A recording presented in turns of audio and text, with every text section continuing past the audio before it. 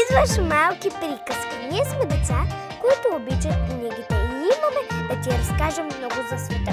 Скачай с нас!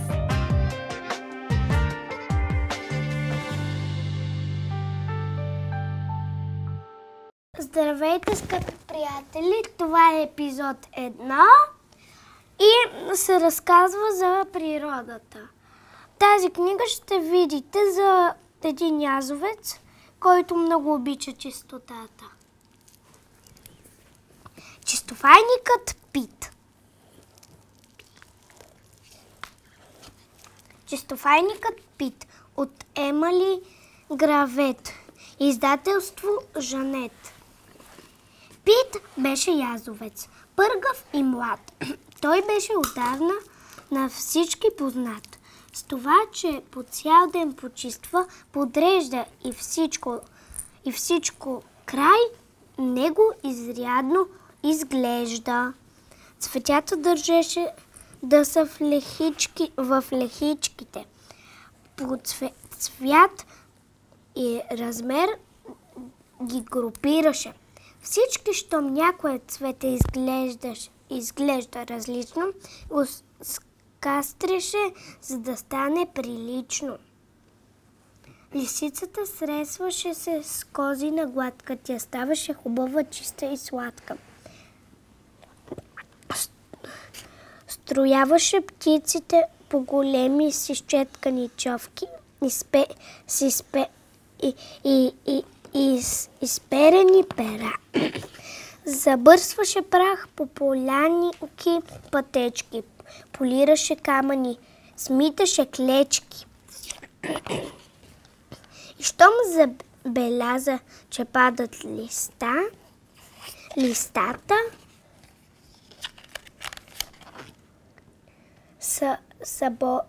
събра ги в торби да неса на земята.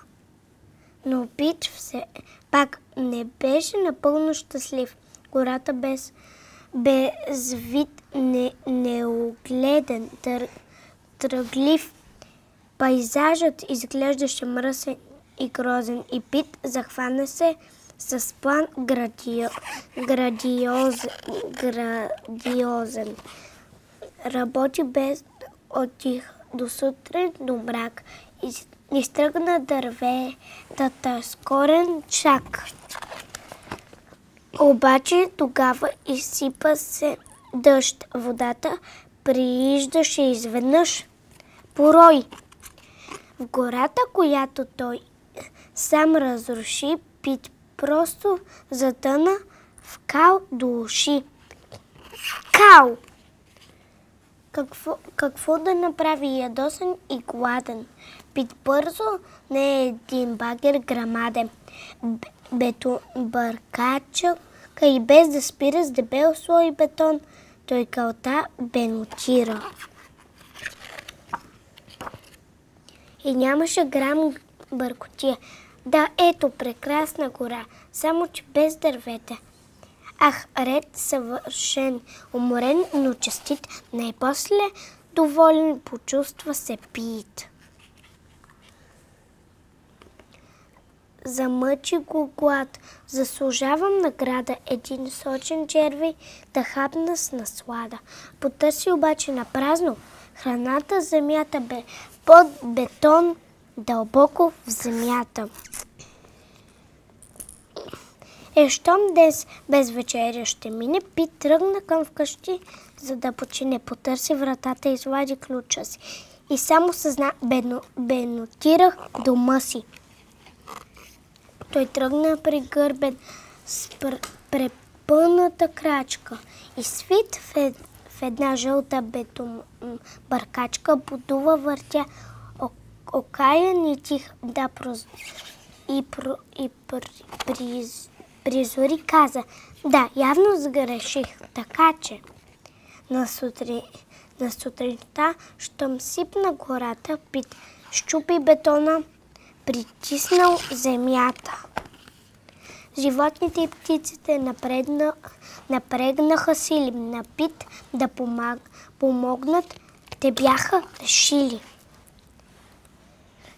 И тъй скоро всички бе възстановено, но твърде чисто и неподредено.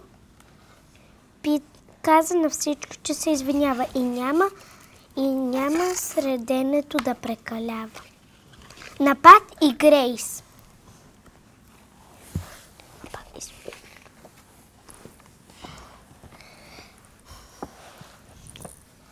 Ексообразност и живот, смисъл за природата.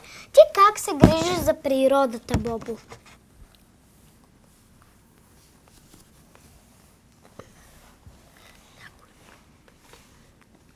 Дари, а ти за какво? Ти как се грижиш за природата? Ти, Вая? Като почиствам. Амина? Матей? Като засаждам. Аз като помагам и се опитвам да и се опитвам колкото се може по-малко хора да замърсяват гората. Дари, ти вече имаш ли идея? Не. Ти, Бобо?